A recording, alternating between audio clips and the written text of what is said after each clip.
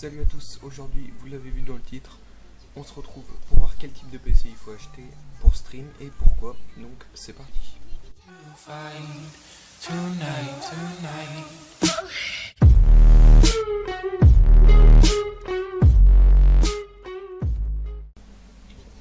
Donc pour commencer, le processeur. Alors le processeur pour faire du stream il est hyper important, c'est vraiment l'une des pièces qui va vraiment déterminer si vous allez bugger en stream ou pas, puisque le plus important pour faire du stream c'est d'avoir beaucoup de cœurs. Donc les cœurs, qu'est-ce que c'est?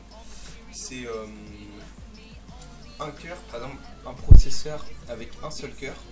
Donc là on peut voir par exemple si on va sur le i5 7500 qu'il a 4 cœurs, donc ça un quadra cœur.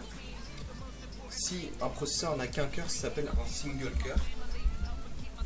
Donc s'il n'a qu'un cœur, il pourra gérer une seule instruction à la fois. Par exemple, convertir une vidéo, compresser un fichier volumineux, faire tourner un logiciel, voilà quoi. Donc un jeu, quant à lui, il consomme environ 2 à 4 cœurs en général en fonction du jeu.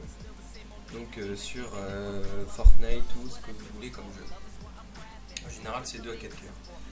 Après il y a des jeux qui peuvent monter à 6 cœurs, mais là c'est vraiment soit des gros jeux, soit des jeux faits exprès pour ça.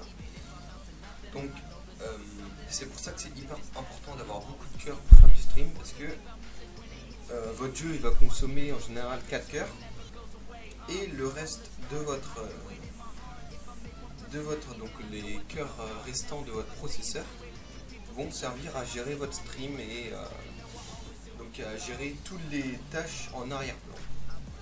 Alors que là, on peut voir avec le i5 7500 que il n'a que 4 cœurs, donc il pourra gérer que 4 choses à la fois. Sachant qu'un jeu prend 4 cœurs, et bah le jeu il prend tous les cœurs et il reste plus rien pour le stream. Donc ça fait bugger le stream. Quant au i7, donc même gamme de prix, on peut voir que le nombre de cœurs est de 8. Donc il restera environ 4 cœurs pour le stream, ce qui est largement suffisant. Pour sa fréquence, le Ryzen 7 est largement suffisant, puisqu'il a une fréquence de 3,8 GHz qui suffit largement pour jouer et stream en même temps.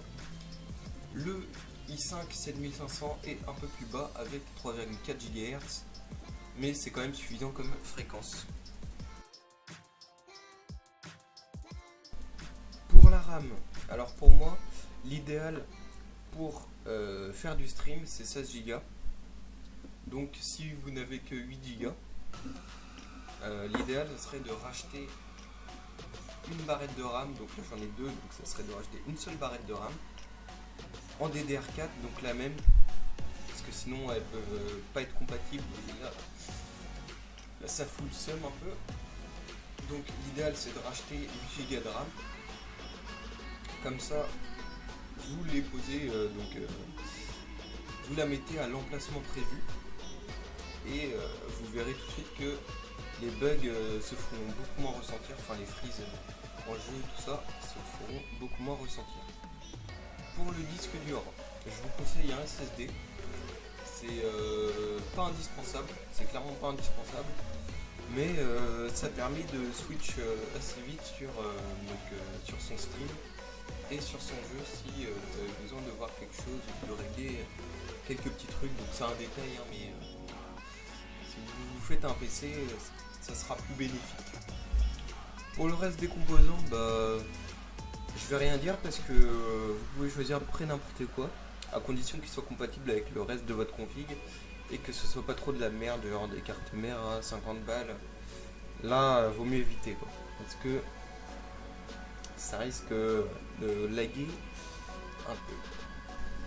Et voilà les gars, c'est déjà la fin de cette vidéo. Donc si t'as aimé la vidéo, n'hésite pas à lâcher un petit pouce bleu ou à t'abonner, hein. Ça fait toujours plaisir. Et